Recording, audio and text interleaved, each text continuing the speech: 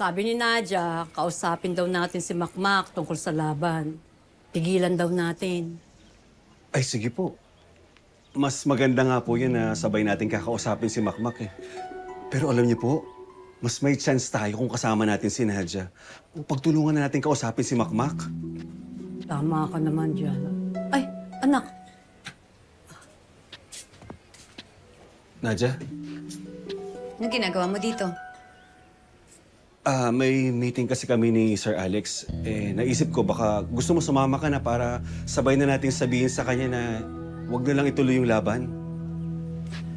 Hindi na kailangan. Akala ko kasi sabi mo daw, kausapin namin ni Nay Gloria si Makmak. Diba? Pahayag ako dun. Hindi na kailangan. Wala kang kailangan gawin. Nakausap ko na si Sir Alex. Payag na ako sa laban ni Lance at ni Makmak. Nay?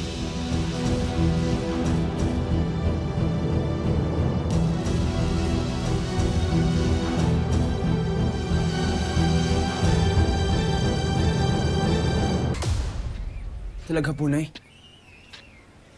Oo, anak. Pumapayag na kayo?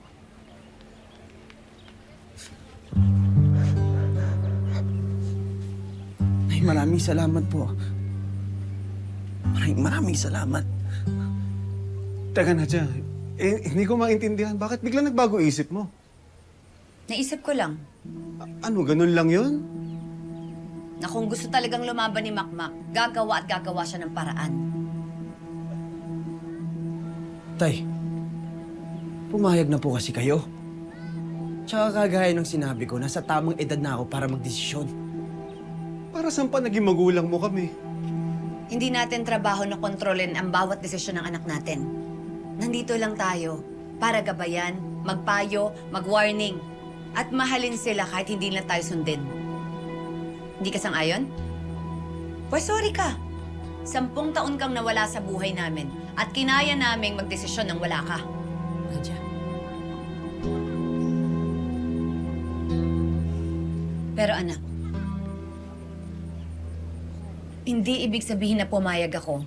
Tama yung naging desisyon mo. At kampante na ako. Anak, kinakabahan pa rin ako. Opo, Nay. At kung talagang gusto mo maging boxer, matuto kang manindigan sa sarili mong desisyon. Maging accountable ka sa panalo, sa talo, sa mga pagkakamali. At kapag may nangyari sa laban na yan, huwag mong sisisihin ng ibang tao. Hindi si Lance, hindi ang tatay mo, at hindi ako. Ikaw ang humingi niyan, kaya panindigan mo yan. Pangako, Nay.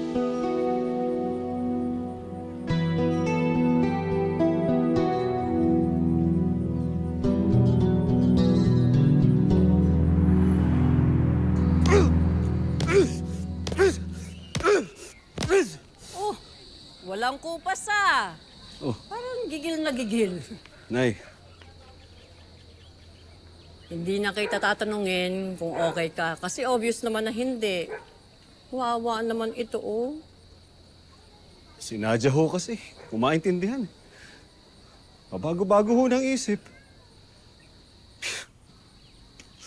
Tapos, pag ako naman ho yung may concern, hindi naman ho siya nakikinig. Lahat ho ng gawin ko, mali eh. Tingin ko nga ho, intentional na kinakalaban niya ako eh. Hindi natin maiintindihan o nararamdaman ni Nadia. Kasi, hindi tayo yung nasaktan.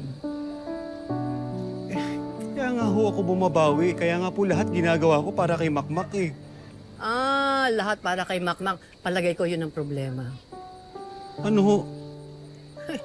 Nonoy, sa kagustuhan mo makabawi kay Makmak, nakalimutan mo yata na meron pang isa na dapat kang bawian.